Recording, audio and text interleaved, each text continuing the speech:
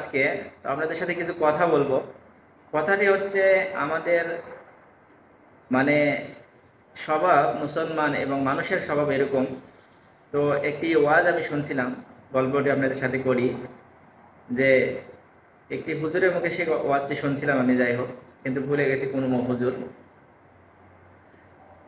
একজন ব্যক্তিকে আল্লাহ তাআলা ফেরেশতা দিয়ে পাঠিয়েছে যে যাও, ওই বান্দাটি কি চাচ্ছে তাকে দেওয়া হবে, কিন্তু তাকে বলবে যে এত কান্নাকাটি করছে যে তাকে যা দেওয়া হবে তার পার্শ্ববর্তী এলাকার যা লোক আছে তাকে কিন্তু ডবল দেওয়া হবে। সে যদি মঞ্জুর হয় তাহলে তাকে তুমি দিয়ে দিবে। তো সে কি বলে শুনবে আগে।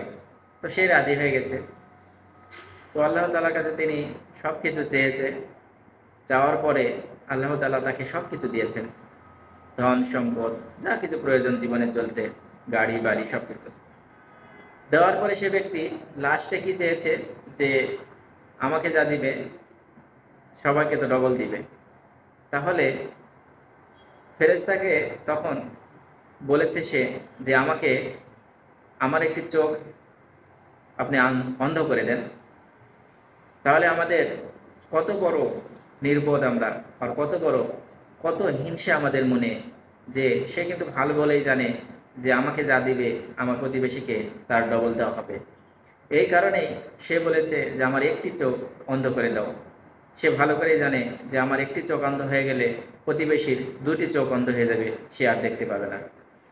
তাহলে প্রতিবেশীর প্রতি আমাদের কতটুক মায়া, কতটুক আমাদের ভালোবাসা, এটা নিয়ে কিন্তু আমাদের জীবন না। রাসূল সাল্লাল্লাহু আলাইহি সাল্লাম বলেছেন, প্রতিবেশীর প্রতি আমি এমনও মনে করি যে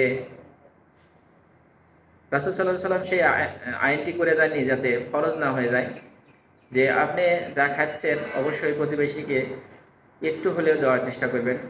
এরকমও আছে যে যদি অসংখ্য করো তরকারি শর্ট করা, তাহলে ঝোল একটু বাড়িয়ে দিও, তারপরেও প্রতিবেশীকে দেওয়ার চেষ্টা করবেন। আর আমরা শেষ জামানায় এসে আমাদের মনের ভিতরে এমন একটি জিনিস আমরা খুশি, সেই জিনিসটি এটি যে একটি হাসাদ, এমনই হাসাদ